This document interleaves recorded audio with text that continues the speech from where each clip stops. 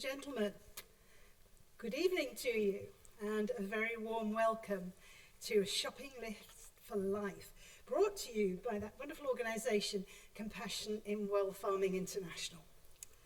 My name's Joy Carter, I'm your chair. With me I have three distinguished authors and experts who I will introduce in just a moment. But first I wanted to say a few words about the format of this session.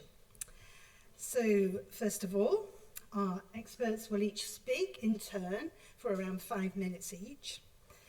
Then we'll have some questions and discussion amongst ourselves. And then, and this is the really good bit, we open the floor for your questions. And please think up lots of good questions as we go along. And if you're willing, just to hold them until that last session. And then after that, we have book sales and signing. So that's what we're going to do, and we're looking forward to it. So now, let me introduce who's sitting here alongside me. Furthest away from me is Professor David Clough. David is Chair of Theology and Applied Sciences at the University of Aberdeen.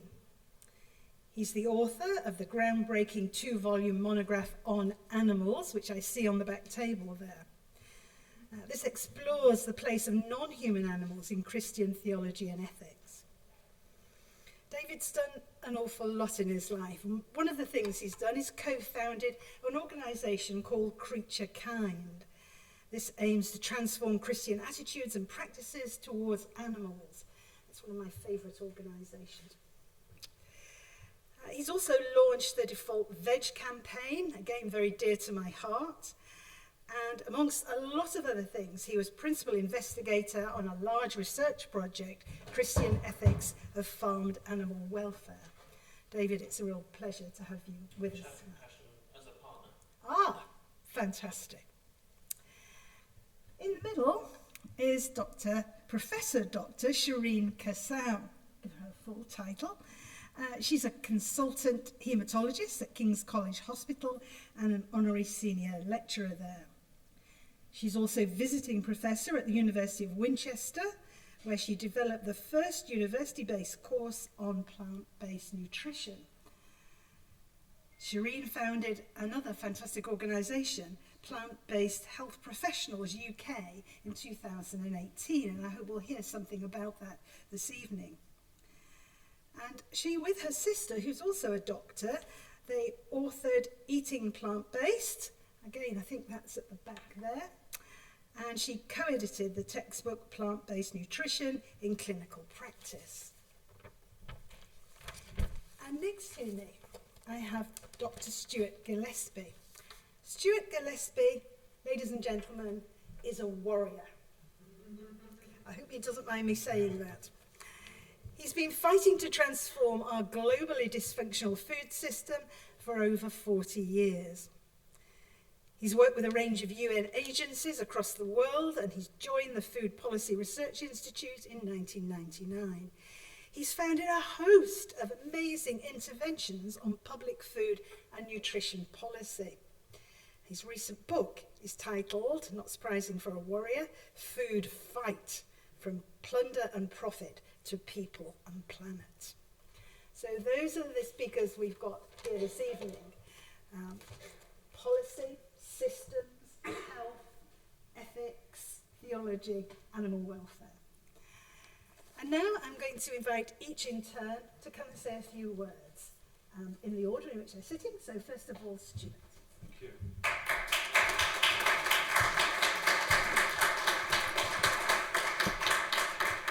Thank you. Thank you very much. That was.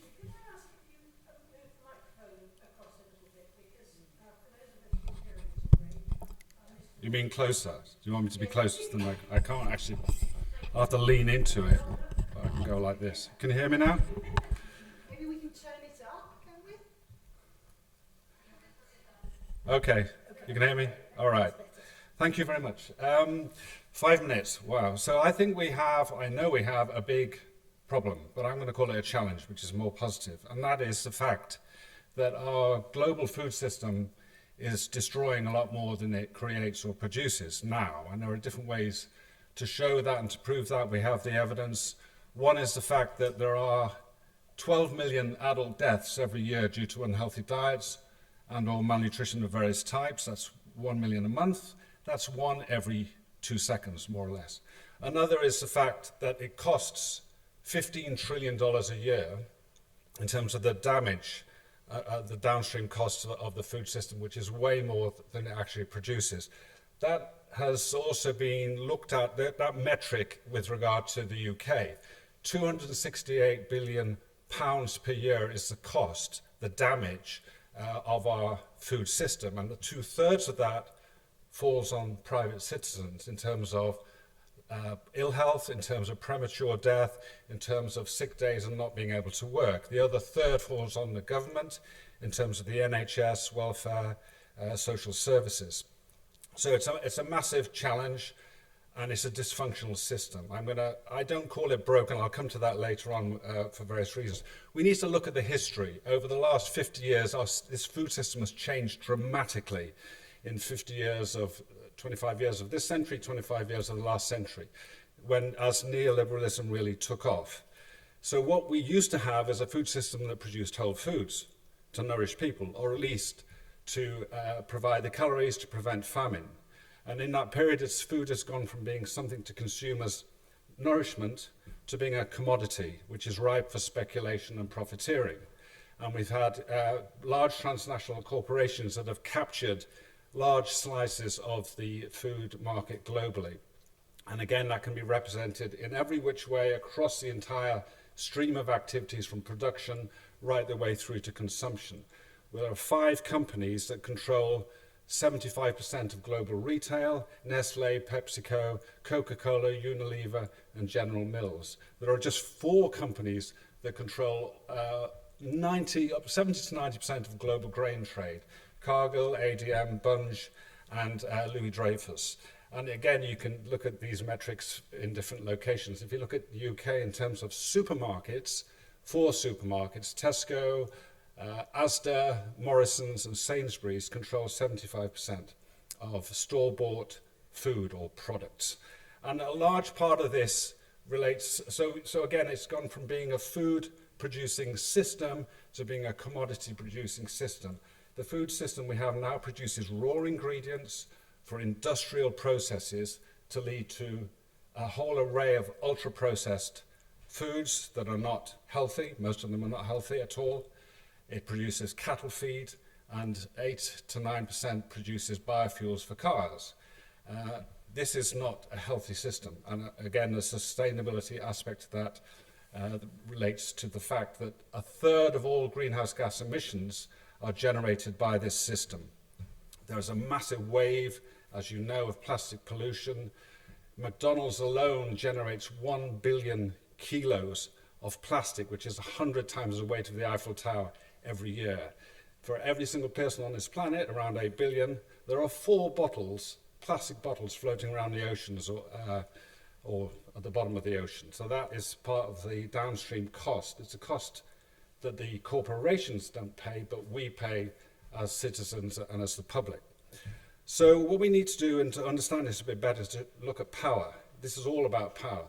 So that huge market and financial power that these companies, these corporations have globally across the board means they can squeeze producers, those who provide food for supermarkets, for example, but they can also squeeze consumers. So the profit margins have tripled over a period of 30 years.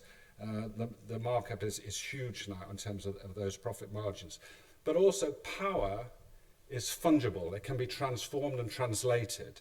And we see in the way that market and financial power is translated into political power through an array of tactics, which as people have called the corporate playbook. When I wrote Food Fight, chapter 13 is called the Dark Arts.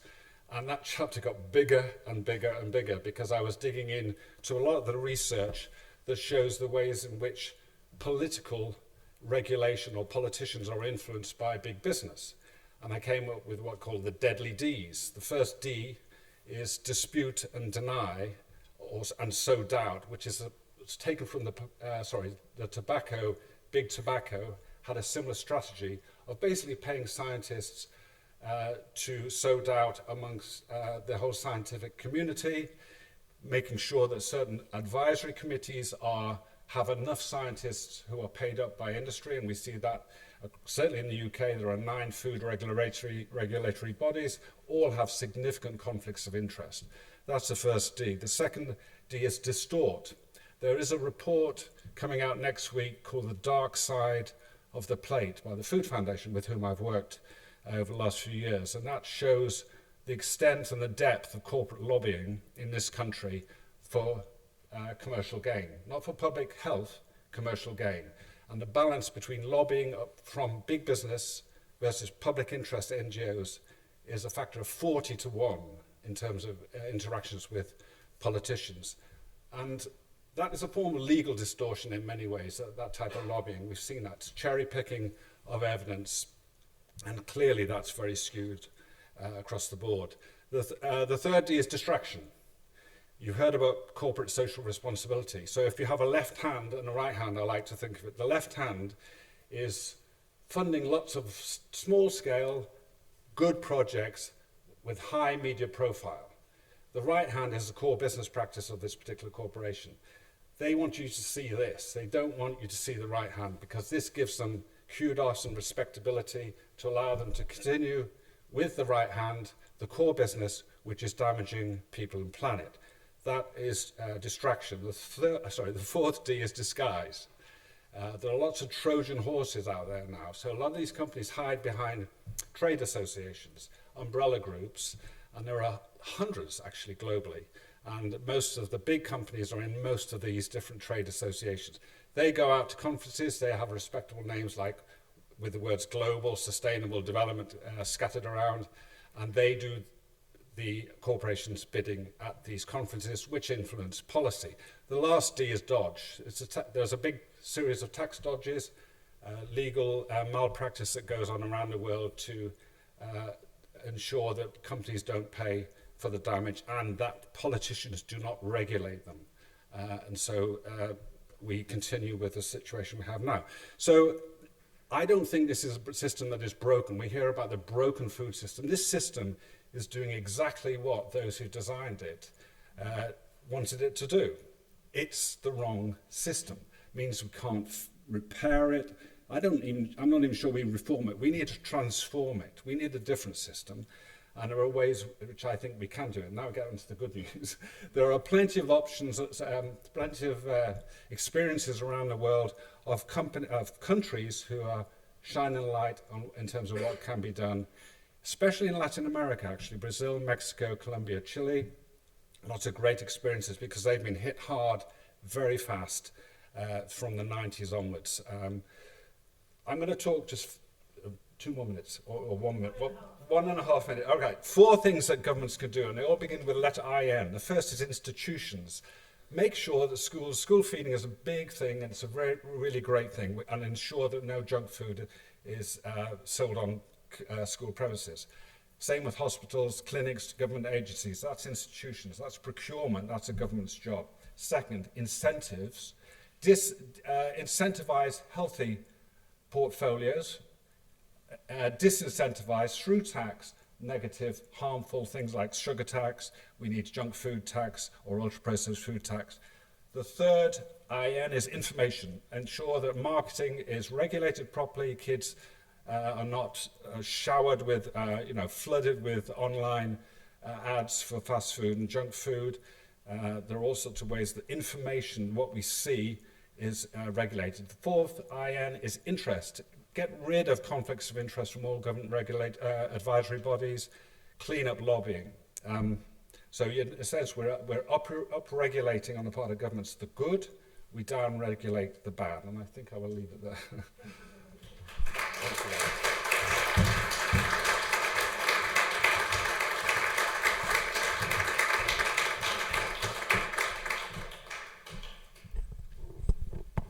Thank you. I think I am short enough for this mic, so we're doing well. So hello everyone. It's a great privilege to be here to talk about a subject that I'm deeply passionate about, and my hope is that by the end of this session you'll feel just as inspired to be part of the change we so urgently need. So why is an NHS doctor, a haematologist, talking to you about diet change and the need for a plant-based transition? I see on a daily basis the health harms that Stuart has talked about due to the current typical British diet. It is driving the continued rise of chronic ill health, mainly from cardiovascular diseases, type 2 diabetes and cancers. And Stuart already alluded to the fact that there's been a financial modelling that's been done to demonstrate how much damage the food system is causing to healthcare services, and that cost of £268 billion in direct and indirect health costs is more than the budget of the NHS, which is around 200 billion. So, I mean, it's shocking. And it took me 13 years as a qualified doctor to fully appreciate the impact of diet and nutrition on health outcomes. Back in 2013, I adopted a plant-based diet, and this was for ethical reasons.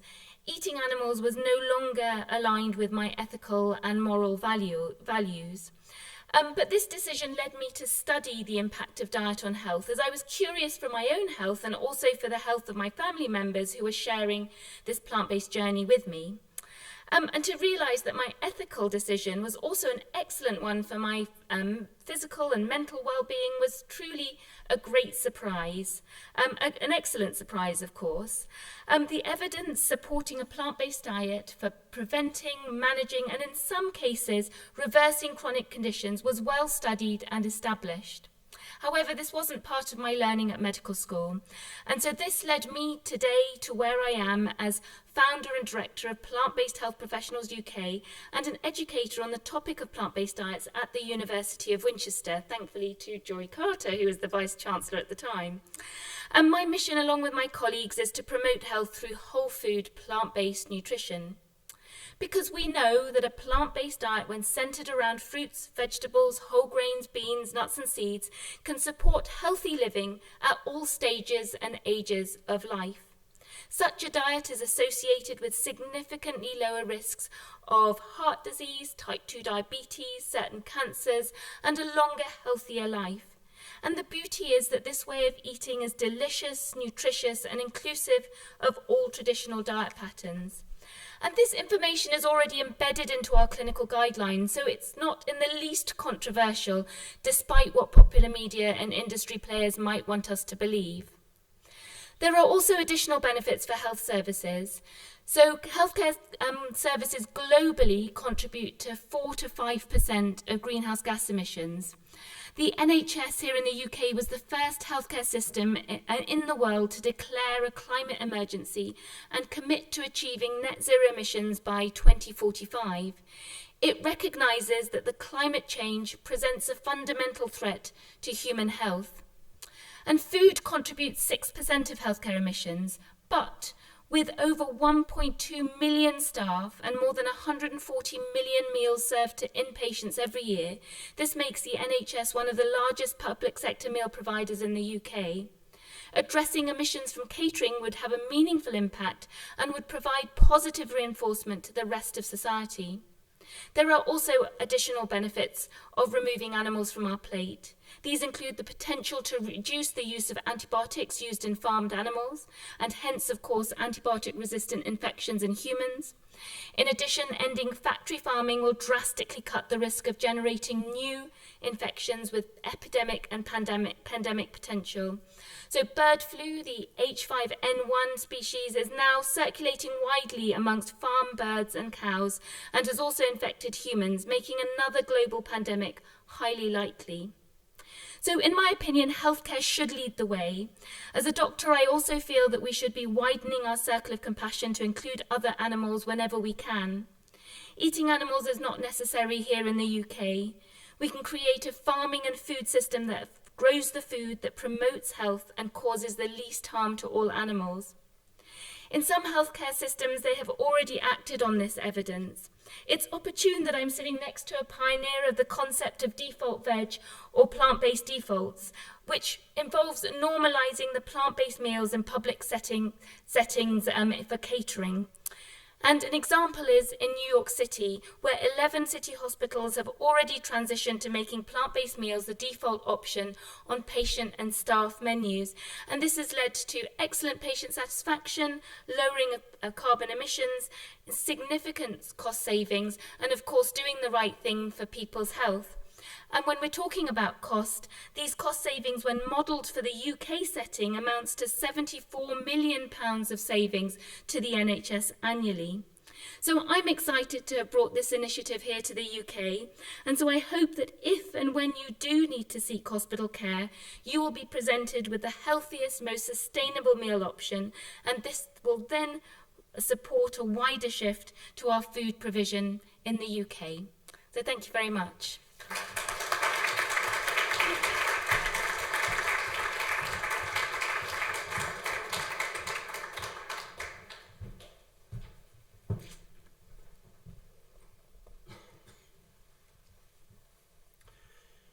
I've been researching the way humans think about and act towards other animals with a particular use of the use of animals for food for about a couple of decades now. From all that I've read, from all that I've written, from all that I've discussed, and all the places I've visited in that period, what most stays with me and what continues to motivate me to write and speak in forums like this one is the farmed animals I've met. When the numbers of animals farmed and killed for food globally is in the trillions, it's hard to remember that each of them is an individual creaturely life, just like the animals many of us share our homes with. So in the next few minutes, I'd like to introduce you to just one of the farmed animals that I've met. About 10 years ago, I wrote to the National Farmers Union to ask if I could visit a site where chickens were being farmed intensively. I didn't want to write about the ethics of the practice without having seen it firsthand. Somewhat to my surprise, a few months later, I found myself entering a large site on the edge of a town in the northwest of England. I met the site manager, who gave me overalls to put on, rubber boots and a hairnet before leading me through a disinfectant bath into an enormous warehouse. The smell of ammonia struck me first, and then the sight of thousands and thousands of small white chickens sitting on a damp sawdust floor or pecking at long metal automated food and water channels. I asked if I could pick up one of the chickens, and the site manager agreed. So I picked up a small bird, still in the process of replacing her fluffy yellow chick plumage for mature white feathers. I could feel her fragile ribs and her heart beating behind them. I asked how old she was and was told that she was 16 days old. I realized that meant she was almost halfway through her life. She was one of 26,000 birds in that huge shed, with 11 other sheds on the same site and 12 more half a mile away. This chicken had been trucked from France as a day-old chick and delivered to this site with 600,000 others. She would spend 35 days or so in this bare shed, capable of doing little more than eating, drinking, defecating and resting, because she was the victim of a selective breeding process that forced broiler chickens to grow to slaughter weight in just 5 weeks. Site workers would enter the shed only twice a day to take out the dead. Already the chicken I held was suffering leg pain as a result of her prematurely weighty body. After 2 weeks of increasing pain, she would be roughly gathered up by the legs, squashed into one of hundreds of crates, and put onto the back of a truck to be taken back down the motorway to the slaughterhouse. I knew what it meant for a chicken to live a flourishing life in the outdoors, able to forage for food, dust bathe, roost at height, receive and express maternal care. Instead, this chicken and her 600,000 peers were living imprisoned from life to death in complete disregard for what they needed to thrive. That chicken is one of 1 billion farmed for food in the UK each year. That's about 200 chickens killed in the UK between me beginning this sentence and ending it. Chickens farmed for meat are very badly treated, but their sisters farmed in battery cages for eggs, the salmon kept in bare tanks and crowded sea cages, the pigs confined to cramped bare pens, and the dairy cows suffering a repeated cycle of forced insemination, pregnancy, and having their calves taken from them, often before they even get to suckle them, are all also victims I have met of these cruel factory farming systems. Very few people get to see the realities of factory farming, and very few indeed whose livelihood does not depend on the business continuing. As a first-hand observer of these practices, I feel like I'm a witness to an atrocity, and one that's all the worse for being ongoing business as usual. There's a reason that very few people get to see factory farming. Citizens like us were never consulted about whether it was ethical to farm animals like this. Instead, we sleepwalked into complicity with cruel farming systems that are not only disastrous for the animals unfortunate enough to be caught up in them, but as Stuart and Shireen have shown, are also disastrous for humans, our shared environment, and we could also talk about the implications for wild animals and a problem of our current mass extinction, largely driven by animal agriculture. It's past time for consumers to refuse to consume the products of these systems and to campaign to withdraw the social license they need to operate. There are many atrocities in our world that we have little power to influence. This is not one of them. Animals will continue to be abused in factory farming systems only as long as we are prepared to allow it.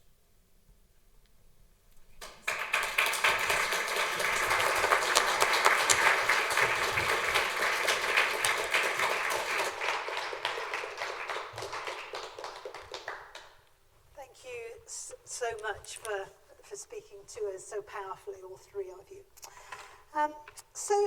So it occurs to me that the government needs to be doing something about this. And so I'm looking at Stuart here to say, you know, we've heard about some food strategies coming out and various other things. What's happening? Are the massive changes in this country actually happening? Big question, yeah. Oh, microphone. Absolutely, that is the question, and it should be happening.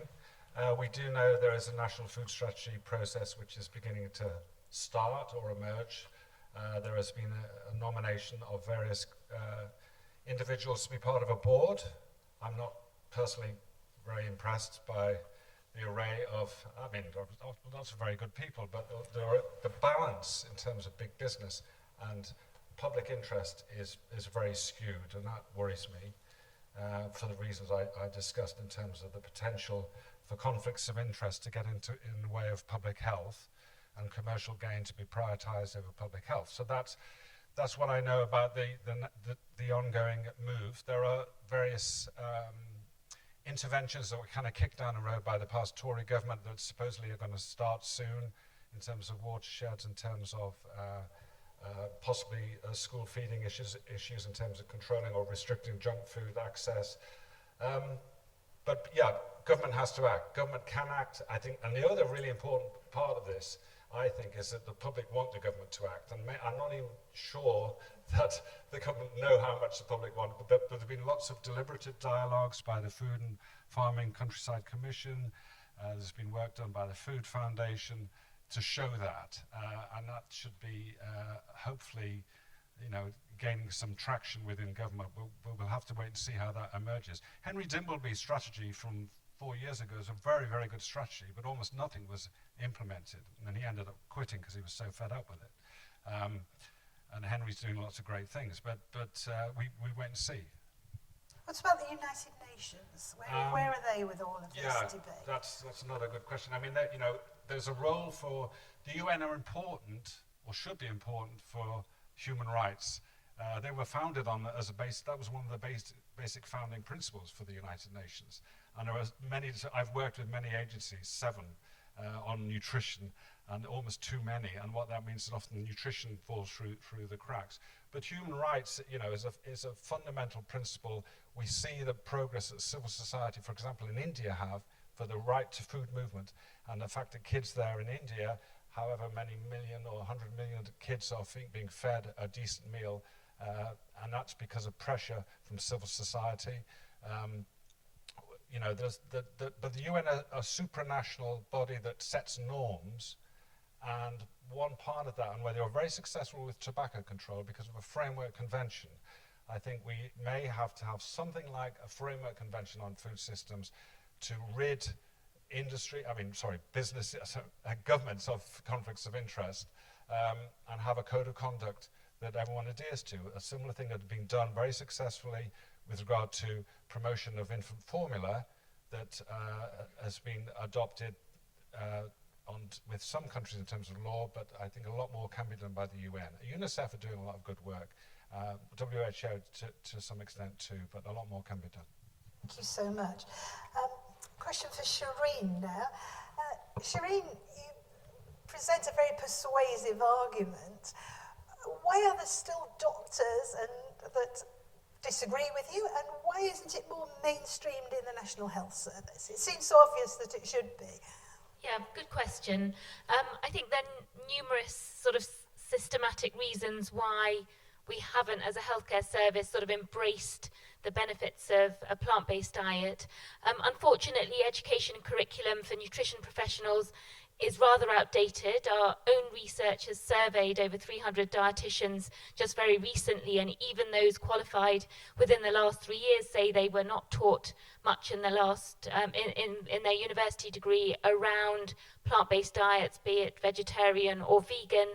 They're still referred to as restrictive, nutritionally deficient, not desirable in the healthcare setting. So there's that piece around education of nutritional professionals, which we're trying to address. But there's also the same belief systems that we find amongst our families and peers around meat being necessary, nice, natural, all those things that the food industry and large corporations have led us to believe. It's still meat for protein, it's milk for calcium, and so we still believe those, even though we might be supposed healthcare professionals, because as I mentioned, doctors, nurses, allied health professionals don't really have any significant contribution in their curriculum dedicated to nutrition, which again many medical students now are trying to change. And then within my hospital setting, there's the fear around restricting choice, that sort of term nanny state. We shouldn't tell people what to do, we shouldn't restrict choice, which to me is nonsense. We don't let people smoke in hospitals. We ask them to wear masks if there's respiratory viruses are high. We do lots of things that are restrictive to people's lives because we are in a healthcare system and a service which should be promoting good practices. But my hospital serves bacon and sausages for breakfast to its staff. The vending machine is full of ultra-processed foods. And yeah, as a patient, you can eat an all-day you can eat the vegetarian breakfast. You can eat an all-day breakfast with bacon and sausage for 2 of your meals if that's what you choose to do. And again, it's partly because catering has been outsourced in many hospitals like mine to a private provider who has to provide food for 30 different hospitals, and they want them all the same. They want to minimize waste, give people what they want to find, their sausage and mash. So it's complicated, and procurement chains are complicated, but that doesn't mean it can't change, because there's good practice examples from around the world that we can bring to our health services here. And Nuffield Health, for example, have teamed up now with Greener by Default, who champion the default veg approach and are transitioning to plant-based meals as the default option in 37 of their hospitals. So hopefully we'll get some UK-based data. So sorry, long answer to your question. It's a good one, a very good one. Thank you for that. Really good. David, what can we do? Let's talk a bit of practicalities. to ensure more compassionate, sustainable farming. Your image of the chicken was so powerful, it brought tears to my eyes. How can we take those images to other people, and what can we do practically? Thanks. Yeah, so I've been spending quite a lot of time thinking about what might be first practical steps in order to shift patterns of consumption. And the default veg program that Shireen mentioned is, I think, an initial idea I had in particular context where I was responsible for the catering, so in particular academic societies. You know, I suddenly found myself in charge of events, conferencing, and I thought, well, what about instead of getting people to tick a box, as I was repeatedly asked to do, to select a vegetarian or vegan diet, what if people had to tick a box to select to eat meat? And so we tried that in the conference, and what we found was that there was very few objections, first of all, to the policy, as against other policies like Meat-Based Mondays or other initiatives where quite often you provoke a lot of resistance. But what happened was that we achieved about an 80% reduction in consumption of animal products during the conference just by changing what was the default choice, because a few people did tick that box. Most people weren't terribly bothered and were happy to go along with what they perceived as normal. And after a time, I realized, well, that might apply to other conferences. So I began to pitch it to other academic conferences. I began to realize, actually, there's quite a lot of university catering that might apply to if you shifted defaults. And then I suddenly realized there was nothing specific to this that had anything to do with the kind of Christian audiences I was primarily seeking to engage, or academic audiences. And so at that point, I realized I needed to give the program away to a non-profit that had the capacity to work on it in a much larger scale. So Better Food Foundation in the US worked, and then eventually span off Greener by Default to work with corporates. And what we've found is that this is a program, I mean, now really exciting things are happening. So Better Food Foundation is working with Sodexo and Aramark, which are really large campus caterers in the US, and they've demonstrated really substantial abilities to reduce consumption of animal products without impacting profits and without any negative impacts on student choice. And so what you now find is you've got a really mainstream option where Sodexo has said that by sometime in 2025 they expect half of all their meals on hundreds of campuses to be plant-based as a result of this switching the defaults. And so I see this as a really powerful change, because it's at once modest in the sense of you're still giving people choice about what to eat, so you don't provoke that resistance about I want an individual choice, but it's actually really radical, because changing what's normal, I think, is the whole game. And so I would encourage, if people who are here, who are responsible for catering in particular organizations, to think about the power of possibly changing defaults in your catering practice and see if you can find similar results. That's fantastic. It's something that we can all do. That's really helpful. Now, while you've still got the microphone in your hand, I'm going to come back this way round again. So another question for you, David, if I may. So you're a professor of applied sciences, but also of theology. So can you tell us just a little bit about the interaction between Christianity and industrial farming practices? How do you hold those two? So, yeah, my background is in Christian theology and ethics, and that makes me often an unusual person to find at an animals conference. Quite a lot of people who have grown up on Peter Singer's Animal Liberation want to tell me that religion is the problem. We need to dismantle religion before anyone's going to get kinder to animals. And I've talked to Peter about this and said, I don't really think we've got time to dismantle religion, Peter. There's a sort of emergency about how we're treating animals that needs dealing with sooner than that. But also there's an interesting untold history. So in the UK, the animals movement has its origin in religious movements. And so it was Christians and a prominent Jew that set up the Society for the Prevention of Cruelty to Animals in the early 19th century. When the RSPCA refused to engage with the problems about vivisection at the end of the 19th century, it was grassroots Christian movements, often led by women and working class people, who challenged the scientific and medical establishment to say, we've got faith-based reasons for knowing that the strong should not be exploiting the weak just because they can. And so what I'm really interested in engaging Christians with is the idea that Christians have very strong faith-based reasons for taking animals seriously, and that means that we ought to avoid animals being positioned on the opposite end from faith in sort of culture wars debates. And that, for me, in relation to the animals movement and the potential to change attitudes, is really, really important. Because there are large groups of population, Christian and other religious groups here and in the US and other countries that have not really successfully been reached with any of the messaging from conventional animals movement. And so that makes me think that there's an important untapped resource there and an audience to engage. Yeah, thank you very much. That's really interesting. Coming back this way, Shireen, one day I asked, I'm not sure why, I asked one of my many sons' partners what kept her awake at night. She's a lawyer. And I thought she was going to say, oh, you know, too much work or something like that. And she said, the demise of antibiotics. And I really stopped in my tracks and thought, I suspect a lot of people think like her. And so I wonder if you could just say a bit more about that and how it relates to nutrition and health and the sort of things that we're talking about today. Yeah, thank you. So as we all know, we're very reliant on antibiotics to treat bacterial infections in humans. You know, we've probably all had a period in our life where we've needed antibiotics.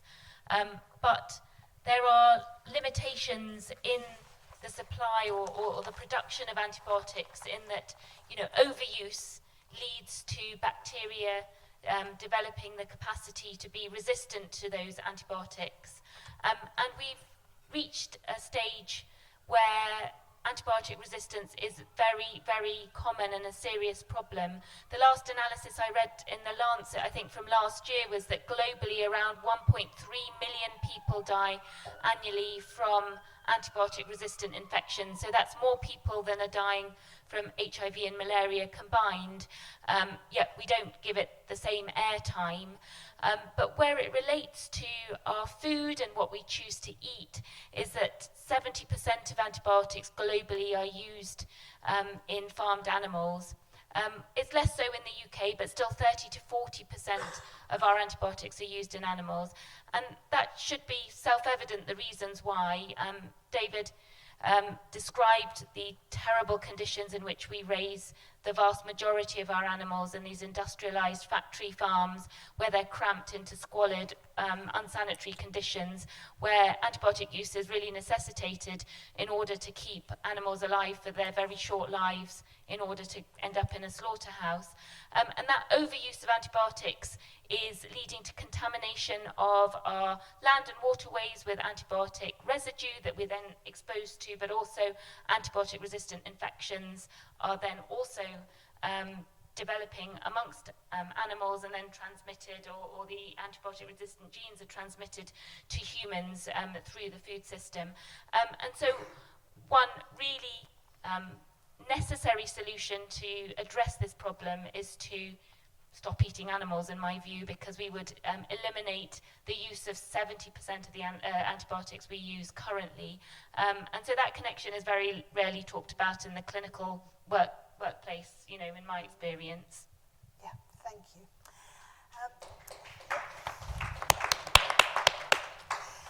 Stuart, we're getting very close to when we need to hand over to the audience, but I just need to ask you again about the most critical changes that need to happen at the policy level. Can you just hit us with those again? Yeah, regulate. The government has to regulate. The word regular is rules. They have to set the rules within which everyone else operates, especially the big businesses, corporations that have most of the market and financial power. So I think, we know that sugar taxes work on drinks. We also are learning an awful lot about the harms, the various harms generated by ultra-processed foods. And the very fact, in this country, 60 to 70% of our diet is ultra-processed. That's the second highest of a large country in the world after the US. We also have, surprise, surprise, the highest rates of obesity of large Western populations, and in Europe, second, it's just behind Malta and Turkey, but then the UK, and that has tripled in the last 30 years. And this is driven by unregulated transnational corporate activity to maximize profit, so the governments can use tax. I think of this thing as a fiscal seesaw. If you tax harms, if you reduce these whopping huge subsidies on production of crops that are turned into UPFs, if you do that, you generate a tax dividend. If you use that and earmark that tax dividend to subsidize the purchase of a healthy diet on the part of low-income families, which can be done, which has been done in Brazil, that's a win-win, and you're literally leveling the fiscal seesaw. The other thing, as I mentioned, get rid of conflicts of interest in advisory groups, have independent scientists giving independent advice to government, deal with lobbying, shine a light on. In my work on lobbying, the disclosure registers are useless. They say, when they're supposed to disclose who met who, for what purpose, with what outcome, all they say is, in those registers that I've looked at, discuss business. That's it. There was no one bothers, no one cares about going good. So, and then what were the other things? So information marketing, promotion needs to be addressed, and as we talked about, institutions, hospitals, clinics, school feeding. School feeding is a massive win-win for all sorts of reasons for future generations. Not only is it good for nutrition, it's good for education, which means it's generating all sorts of downstream benefits that will last through generations. So there's a lot the government can do and should be doing. And the two other principles attached to that are the precautionary principle. Even if we don't know the last 1% of evidence about the harms of UPFs, we need to act now. And then the medical, do no harm. And a lot of harm is being done in this country because government is not acting. Thank you so much.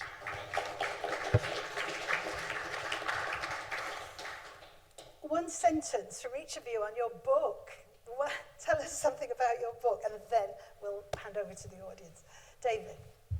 At the back I've got copies of a 2-volume monograph about how in a Christian context we might think and then think about the place of animals, and then in the second volume think about what we're doing to animals in all different kinds of categories and what might follow from a Christian theological way of thinking about them. Thank you. Shireen. Thank you. Mine is a Q&A book. It covers all the questions people suddenly want to know the answers to when you're a medical professional and you tell them you've adopted a vegan diet. Nobody's interested when you're telling them you're eating an omnivorous diet, but suddenly you have to be an expert in nutrition. So those common questions are provided with answers in a scientific fashion. Thank you. Stuart. 2 sentences. Go on, I'll allow it. Short. Food is life, but our food system is killing us. Here's what to do about it. Fantastic. Thank you very much. Audience, it's over to you now. I'm going to stand here so I can see you all.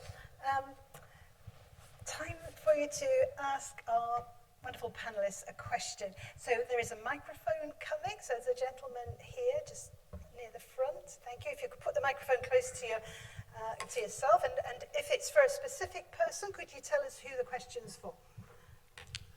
I would regard myself as a pretty well-educated person, and for one reason or another, I went to visit a farm breeding pigs about 50 years ago, and I was totally staggered to find these rows of sows in those stalls that we've heard about earlier today. Totally unenriched environment and all that. And in fact, it almost makes me well up now to think of that. It really shook me rigid. And I believe that goes on in other countries, and indeed a certain extent in this country. I know the rules have been improved. Now, the point I wanted to ask about, because I'm not familiar with bringing up little children at my age, is when children go on farm visits to be educated as to where their food comes from. I suspect they go and stroke a few friendly pigs in a pen and a few little goats and things like that. And I suspect the teachers themselves are not any the wiser than I was at the time as to how much of the food that the children are going to eat is actually produced. Now, from an educational point of view, I don't know if there's some way, I don't know, maybe I'm wrong, perhaps the teachers do know the contrast, but I think the children should be made aware of the different options there are. Perhaps there is free-range food, but actually a lot of the chickens are brought up in the way we heard described. And there shouldn't be, this picture of singing cows and pigs that you see advertising things. The education system and the impression given to children by their educators surely needs a little bit of thought, does it not? And the government and teaching institutions should perhaps pay a bit of attention to that. So it's a really important question about education. Maybe David, you'd like to take that? Yeah, I certainly think there is an educational deficit among school children and teachers as well. And I think that needs addressing in various ways. One of the most satisfying parts of a project I ran on Christian ethics of farmed animal welfare was to run partnerships with schools, looking at the findings from our project and then how that might integrate with school practice. And we had one primary school in Cheshire that read what we had produced about what chickens needed to flourish, what a flourishing life looked like for chickens, and how chickens were currently being farmed.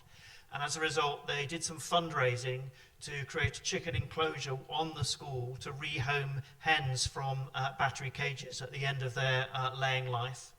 They also went to the school's catering manager and did a craftivism presentation saying, we've learned about what chickens need to flourish and we don't think they should be kept in cages. Could you commit not to source eggs for school catering from caged hens? And then they eventually also initiated a petition to the UK government to ban cages. So I think there's lots of potential, and the school was really enthusiastic about being able to engage with this as a topic across the whole curriculum, and also use it as a training in thinking about the values of the school and thinking about how children might become politically active. So I think there's a huge amount of potential.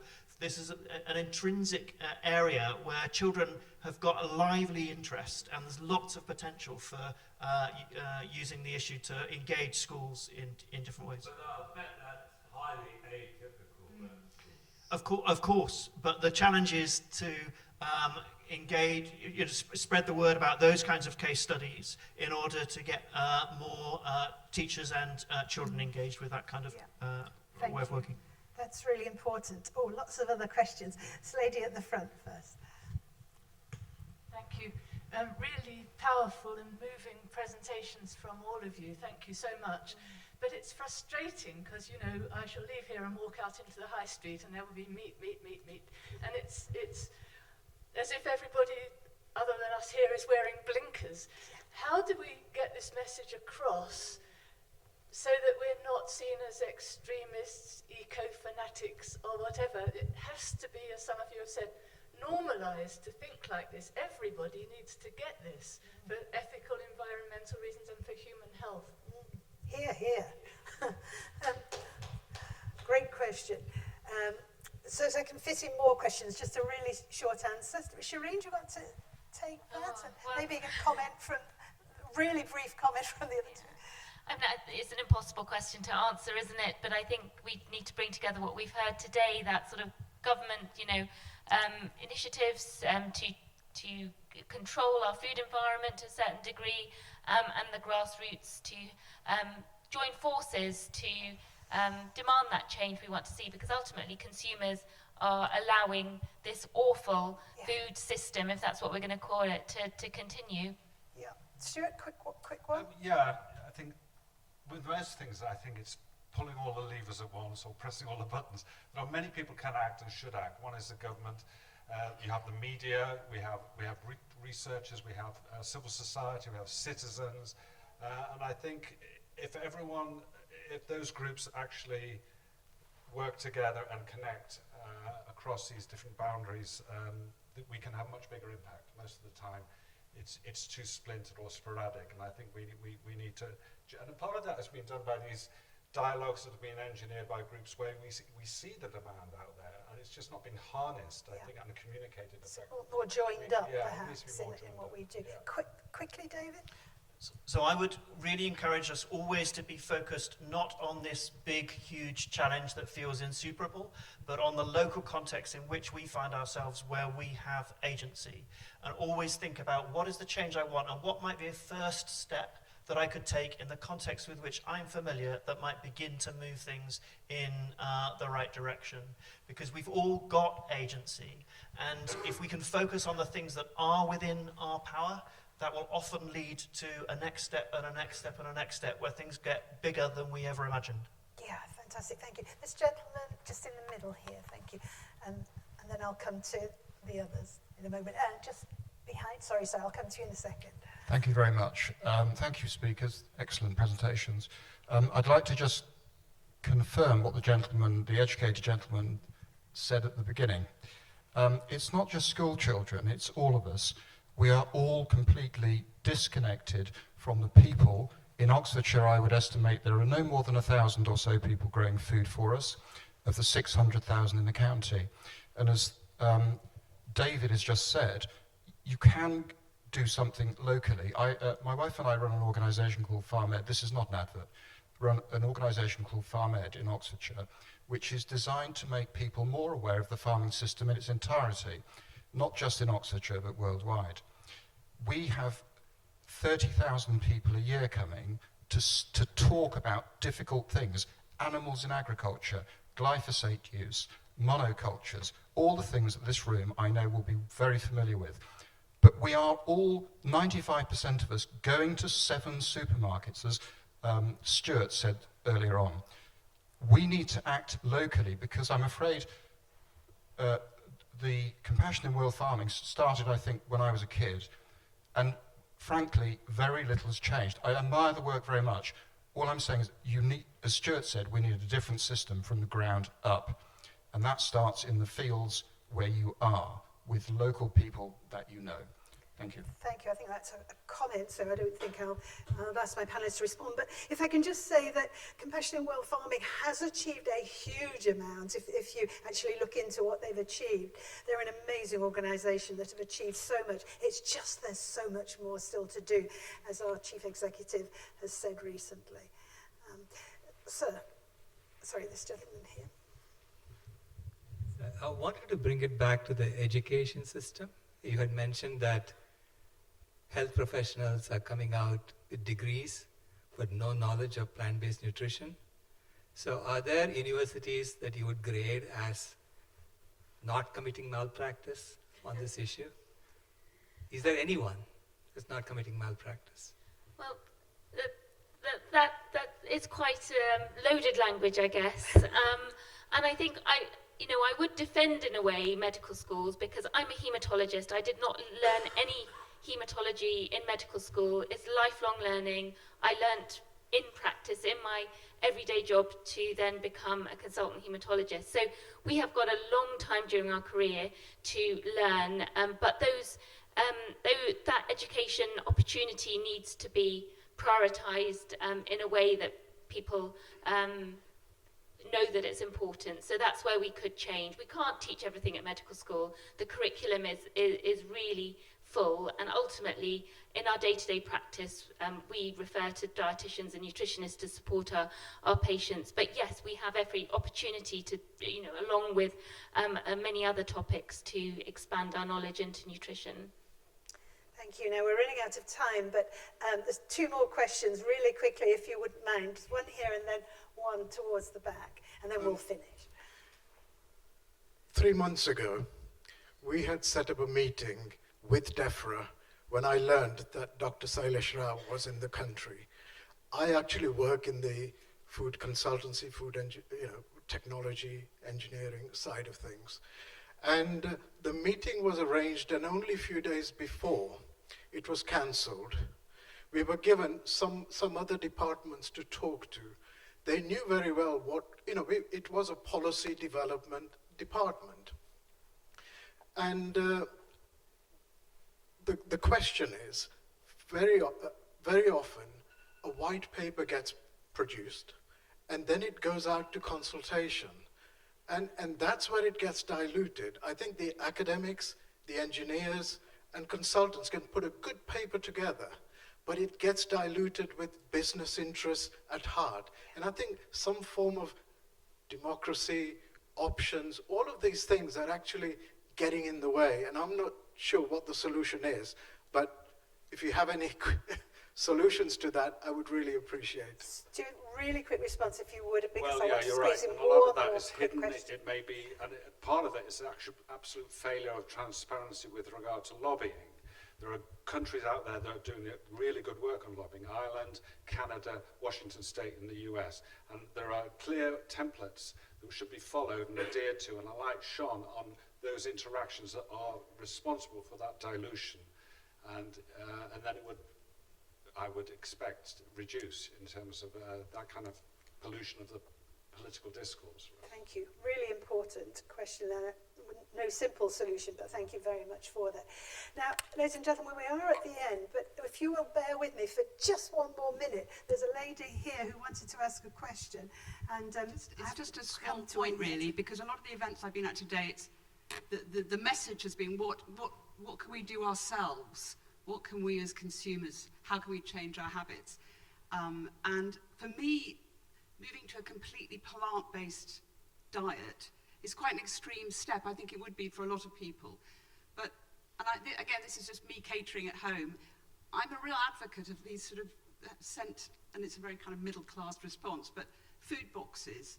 Because what they do is, although they provide a piece of protein compassionately reared, some chicken, some meat perhaps, they really encourage food that isn't prepared with eggs, butter, cream, cheese.